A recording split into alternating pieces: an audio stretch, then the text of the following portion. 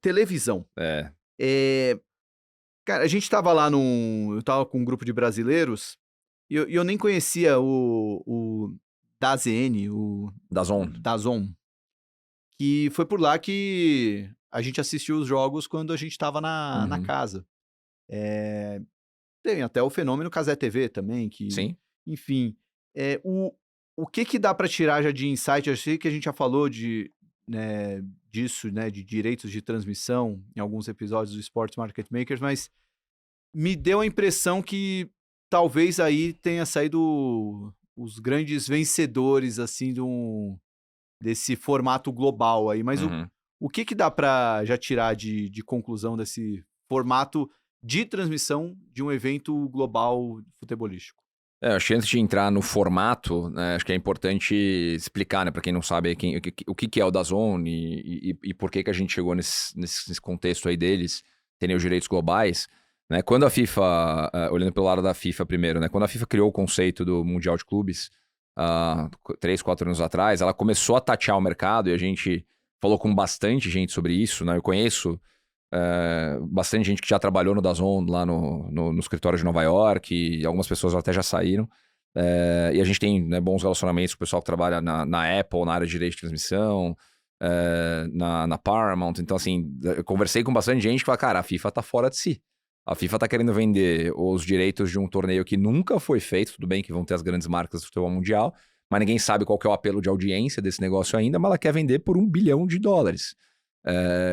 Né, por quê? Porque o Infantino botou esse número e vamos trabalhar atrás desse número. Por muito tempo, essas negociações se arrastaram com esses principais players aí incluindo a Globo aqui no Brasil, incluindo o BBC no Reino Unido, Sky, enfim. E as negociações não andaram, até que no final do ano passado a conversa com o DAZN engatou. E aí falando do DAZN especificamente, né, ele é uma plataforma de streaming 100% focada em esportes.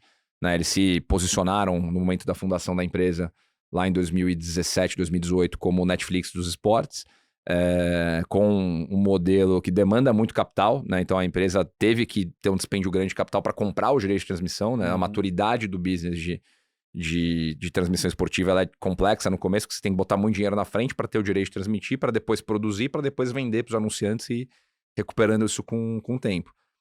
O DAZN ele é de um bilionário russo, chamado Leo Blatevnik, que saiu da Rússia há muito tempo atrás, hoje mora no Reino Unido. Se eu não me engano, ele é uma das 5 pessoas mais ricas do Reino Unido, inclusive. E ele botou muito dinheiro para fazer o negócio girar, comprar direitos, etc. O DAZN chegou a ter operação no Brasil até a pandemia, que era uma operação tocada pelo Bruno Rocha, um brasileiro que trabalhava há muito tempo no Reino Unido, enfim, e um cara brilhante no contexto de direito de transmissão. Chegaram a comprar direitos de Série B do brasileiro, Série C do brasileiro, Sul-Americana. E aí na pandemia a operação foi desmontada aqui por uma série de questões. Mas estou dando todo esse contexto porque o modelo de negócio do DAZN é assinatura. Né? Então, principalmente vou ganhar dinheiro como? Pô, o Thiago quer assistir os jogos que eu tenho lá, igual a Netflix, eu pago uma mensalidade e assisto. A inovação aqui no contrato deles com a FIFA, que gerou muita estranheza inicialmente, aí depois a gente vai chegar na questão geopolítica, é que eles toparam pagar $1 bilhão para fazer a transmissão gratuita. Mas, mas o cara ganha dinheiro vendendo assinatura. Quando ele vai gastar um dinheiro que ele nunca gastou para ter um direito que ele tá acreditando que pode ser um grande driver de geração de negócio, ele abre o sinal para todo mundo. Então, gerou essa primeira estranheza em todo mundo, porque isso foi anunciado em novembro, dezembro do ano passado. E aí, consequentemente, né, como eles tinham esse acordo guarda-chuva em nível global, eles tiveram a possibilidade também de repassar esses direitos. Então, eles que fizeram o sublicenciamento ou a revenda, por assim dizer, dos direitos para a Cazé TV, para a Globo, para outras emissoras e redes em diferentes países. Então, isso, claro, que traz uma receita para ajudar a tapar esse buraco aí de $1 bilhão que eles gastaram. Mas o ponto mais interessante dessa história, aí vamos terminar aqui essa narrativa inteira, ou essa construção inteira, para chegar no contexto geopolítico, é que o acordo de direito de transmissão do DAZN foi anunciado em dezembro. Se não me engano, em março, o Fundo Soberano da Arábia Saudita, o PIF, anunciou um investimento de $1 bilhão no DAZN, por 10% da empresa.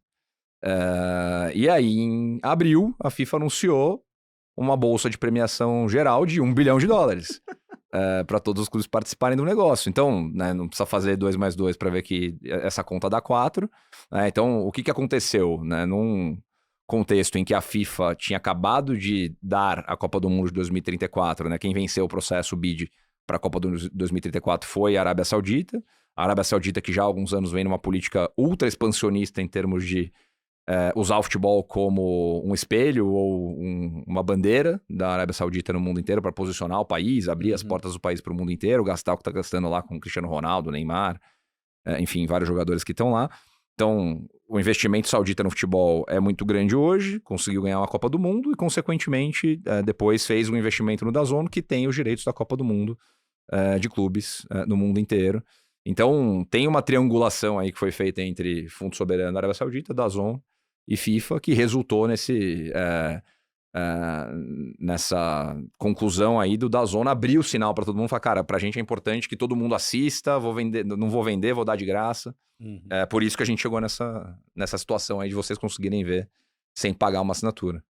E você usou a palavra geopolítica, né?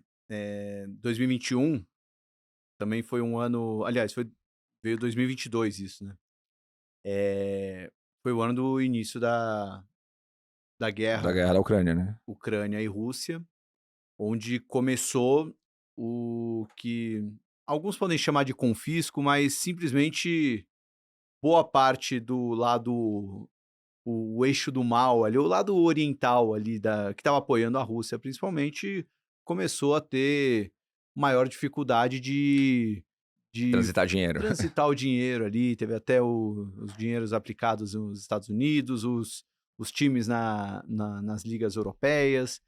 Então, também você vê um contexto ali de outra forma de você conseguir ter uma exposição, né, de alocação de capital diferente, né? E até de alinhamento político ali, né? Enfim, é interessante ver como as coisas, os tabuleiros geopolíticos aí, as pecinhas do War, né, se movimentaram, né? Então, só para concluir, a Arábia Saudita vai ter a Copa do Mundo 2034. O fundo da Arábia Saudita colocou 1 bi na empresa desse magnata russo que hoje mora no Reino Unido, que já tinha colocado 1 bi para ter o direito de transmissão da FIFA e abriu esse sinal de graça.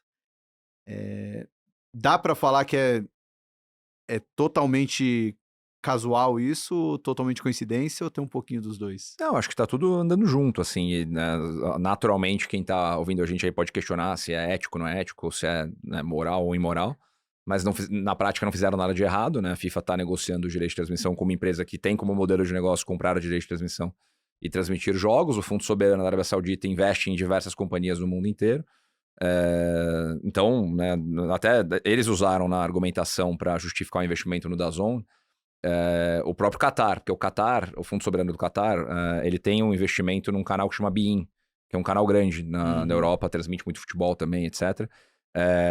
Então justificaram, falaram, pô, o Qatar tem um canal, eu também quero ter o meu canal para transmitir esporte, futebol, porque para mim é importante como investimento na estratégia do meu portfólio aqui em nível global, ter um canal que transmite futebol nesse contexto de direito de transmissão apreciando de valor, etc. E até interessante essa comparação Qatar e Arábia Saudita, a gente estava falando disso no escritório outro dia, porque neste momento o Qatar tem um clube, né, tem o PSG, e tem o canal de TV, tem o beIN, que é um canal muito forte na Europa, quase um Sport TV, e o PIF, a Arábia Saudita, foi lá e copiou, né, tem o Newcastle na Inglaterra e tem agora o DAZN. Então, as estratégias estão muito similares para se posicionar em nível global. O Qatar teve uma Copa do Mundo em 22, a Arábia Saudita vai ter uma Copa do Mundo em 34. E assim a banda vai. No fim, a gente tem que ser um pouco pragmático também, porque tudo que a gente gosta de consumir, quem tá ouvindo a gente aí como futebol hoje em dia, custa muito caro. Então o funding para isso tem que vir de algum lugar. Nem sempre das mesmas fontes a gente vai viver, né?